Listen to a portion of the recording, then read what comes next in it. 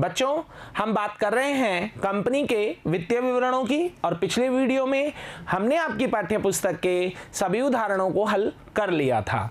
आज के वीडियो में भाग 5 में हम लेकर आए हैं आपकी पाठ्य पुस्तक के लघु उत्तरीय प्रश्नों को। तो आइए शुरू करते हैं आपकी पाठ्य पुस्तक के लघु उत्तरीय प्रश्न संख्या 1। वित्तीय विवरणों का अर्थ स्पष्ट कीजिए। वित्तीय विवरण जो कि आपने कक्षा 11 में भी पढ़े हैं और कक्षा 12 में भी आप इसके बारे में अध्ययन कर रहे हैं। वित्तीय विवरण क्या है? पूरे साल वर्ष भर व्यावसायिक संस्था द्वारा अपनाई जाने वाली लेखांकन प्रक्रिया का अंतिम परिणाम जो है वो क्या है? वित्तीय विवरण है, जो कि संस्था की वर्ष भर में किए गए क्रियाकलापों के परिणामों को दर्शाते हैं। एक निश्चित तिथि को आर्थिक स्थिति दिखाते हैं और पूरे वर्ष भर कितना लाभ या कितना हानि हुआ उसके बारे में बात करते हैं। तो वित्तीय विवरण लेखांकन प्रक्रिया का क्या है? अंतिम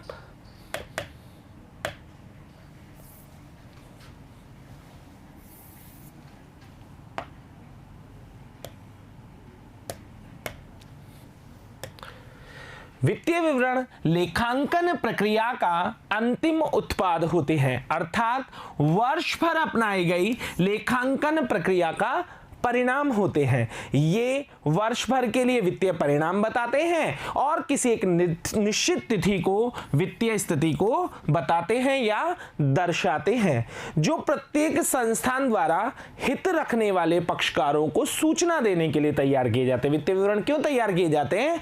व्यावसायिक संस्थान के जो विभिन्न पक्षकार हैं, कर्मचारी, अंशधारी, लेनदार, ऋणदाता, बैंक, सरकार, प्रबंध आदि सभी को विभिन्न प्रकार की अलग अलग सूचनाओं की जरूरत होती है। तो इन सूचनाओं को वित्तीय विवरण के माध्यम से प्राप्त किया जा सकता है। इसमें मुख्यतः तुलन पत्र और आय विवरण को शामिल किया जाता है। अगला प्रश्न है, वित्तीय विवरणों की सीमाएं क्या हैं, यानी क्या दोष है वित्तीय विवरण में?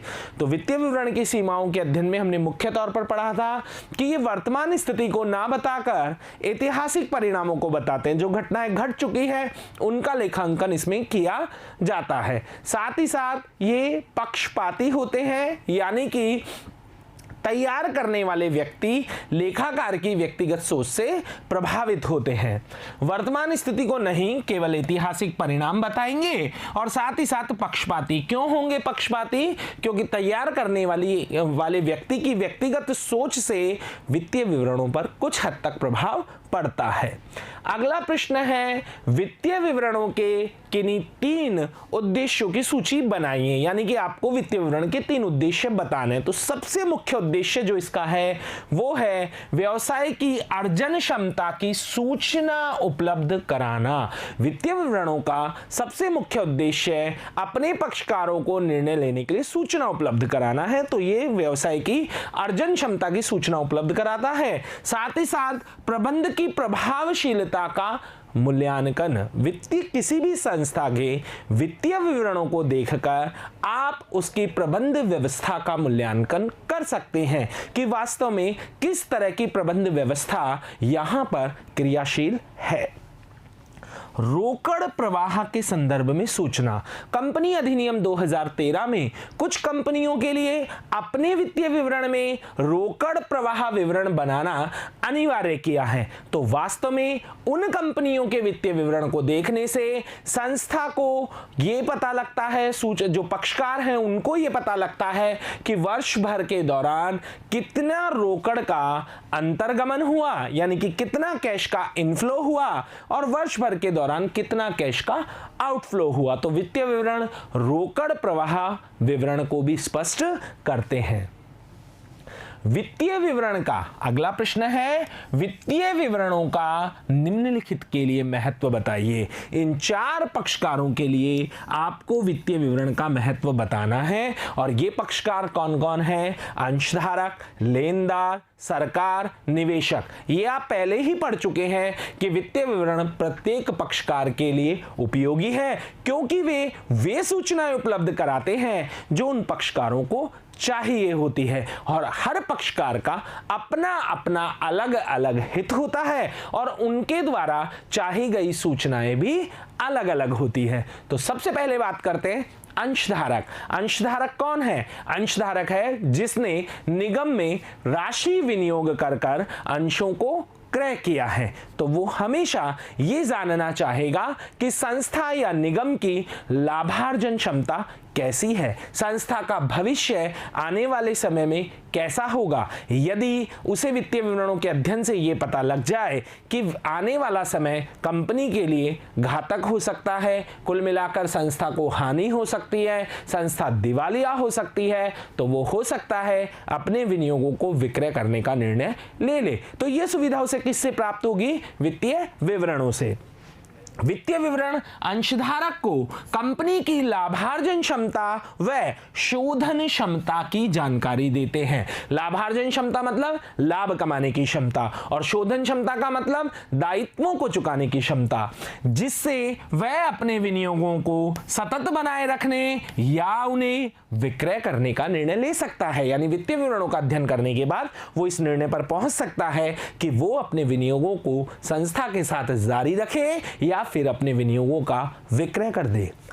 साथ ही अंशधारकों को वित्तीय विवरण का अध्ययन करने से प्रबंधकीय कार्यकुशलता का मूल्यांकन करने में भी सहायता प्राप्त होती है। यह भी अंशधारियों के लिए वित्तीय विवरणों का एक लाभ है, क्योंकि एक निगम के वास्तविक स्वामी अंशधारी होते हैं। कंपनी द्वारा किए गए प्रत्येक क्रियाकलापों का प्रभाव अंशधारियों के लाभों पर पड़ता है। तो अंशधारी कंपनी की प्रबंधकीय क्षमता में इंटरेस्टेड होते हैं, वो रुचि रखते हैं कि कंपनी का प्रबंध अच्छे से अच्छा हो। तो यदि वो कंपनी की प्रबंधकीय क्षमता के मूल्यांकन करना चाहते हैं तो वित्तीय विवरणों के माध्यम से संभव है।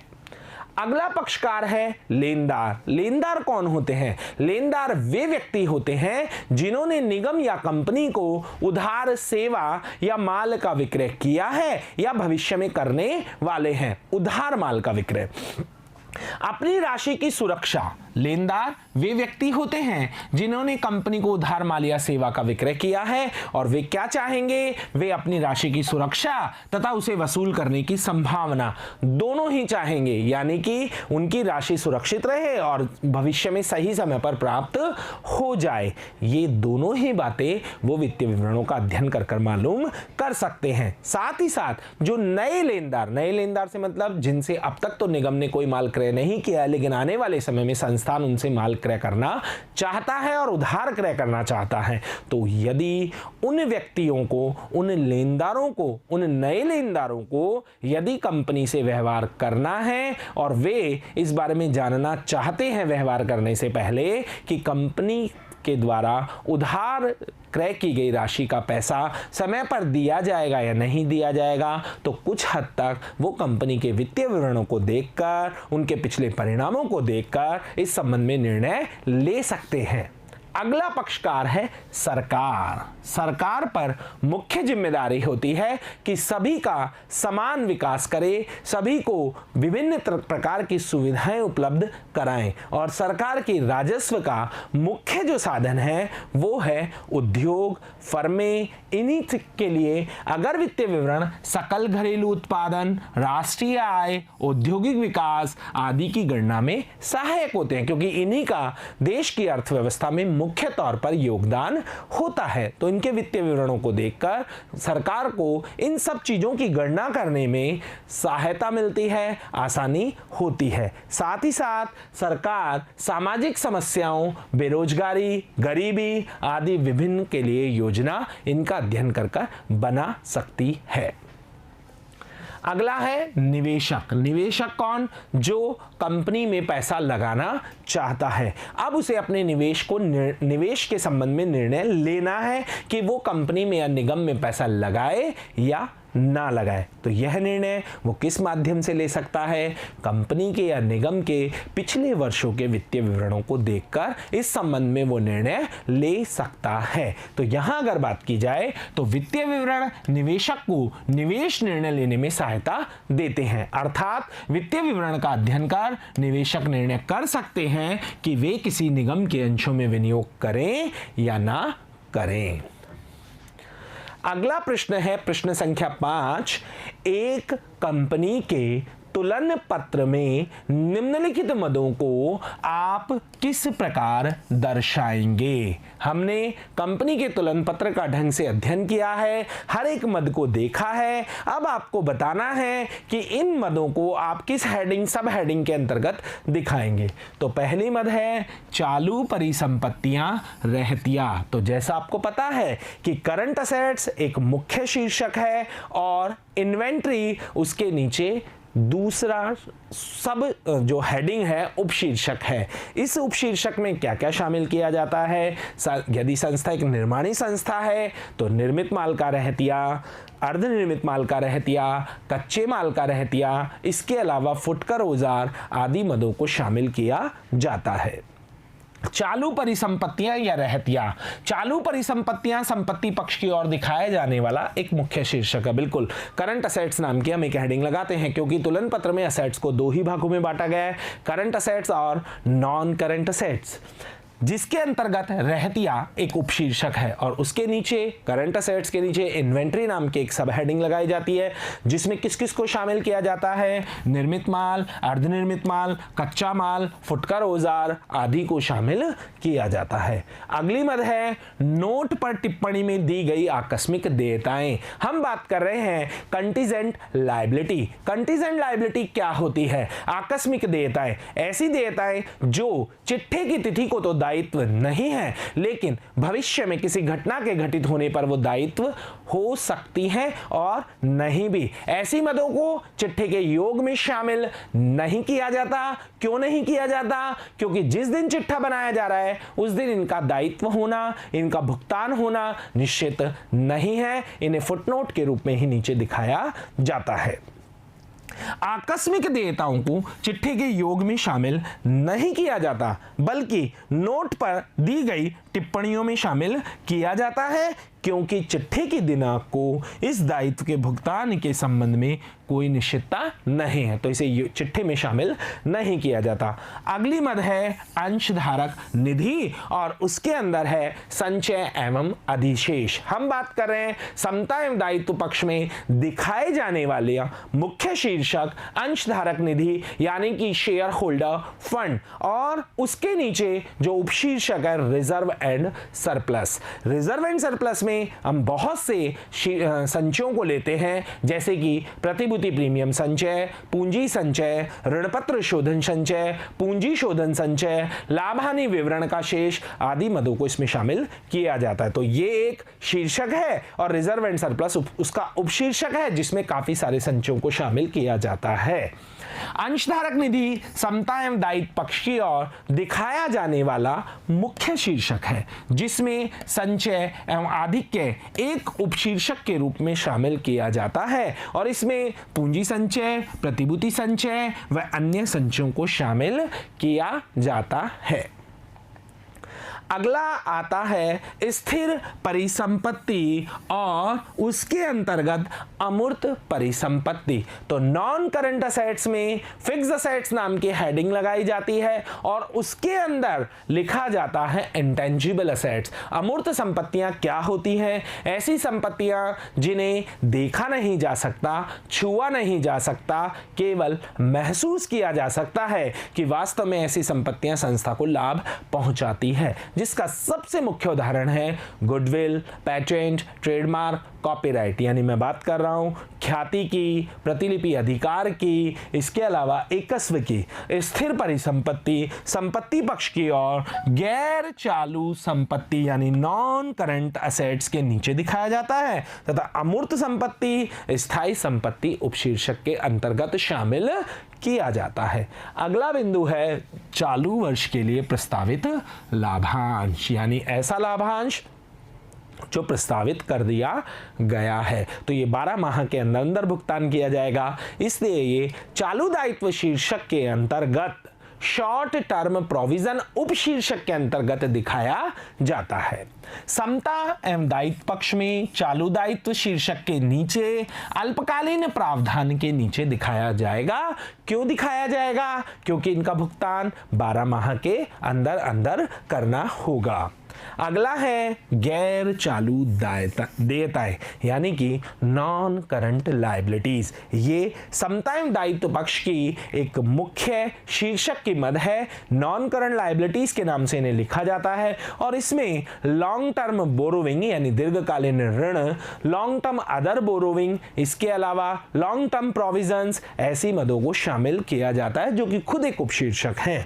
गैर चालू देयताओं को समता एवं दायित्व पक्ष में एक मुख्य शीर्षक के रूप में दिखाया जाता है, जिसमें दीर्घकालीन ऋण, अन्य दीर्घकालीन दायित्व आदि उपशीर्षकों को दिखाया जाता है।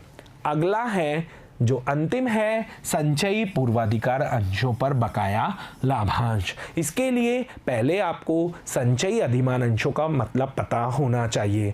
आप सभी जानते हैं कि कम्युलेटिव प्रेफरेंस शेयर ऐसे शेयर होते हैं, वैसे तो अगर आपने देखा है तो प्रेफरेंस शेयर के लिए बताया गया है कि एक निश्चित दर से लाभांश दिया जाता है और लाभ की दशा में ही इन्हें लाभांश दिया जाएगा। यदि लाभ नहीं होगा तो इन्हें लाभांश नहीं दिया जाएगा। मान लीजिए किसी वर्ष लाभ नहीं हुए, अगर प्रेफरेंस शेयर संचयी प्रेफरेंस शेयर है, संचयी पूर्वाधिकार अंश है, तो इस साल लाभ ना होने की वजह से यदि उन्हें लाभांश नहीं दिया गया तो अगले साल पर्याप्त लाभ होने पर उन्हें एक साथ 2 साल का लाभांश दिया जाएगा। लेकिन इसके लिए मुख्य शर्त यह है कि जो लाभ है वो अगले साल पर्याप्त मात्रा में होने चाहिए, जो आज की तारीख में अनिश्चित है। तो यहां पर कहा गया है संचयी पूर्वाधिकार अंशों पर बकाया लाभांश, यानी इस साल लाभ है, पर्याप्त है और इस कारण जो लाभांश है वो उनका बकाया है, लेकिन अगले साल भी आप देंगे या नहीं देंगे ये निश्चित नहीं है। ऐसी स्थिति में ये कैसे दायित्व हो गए? आकस्मिक दायित्व हो गए,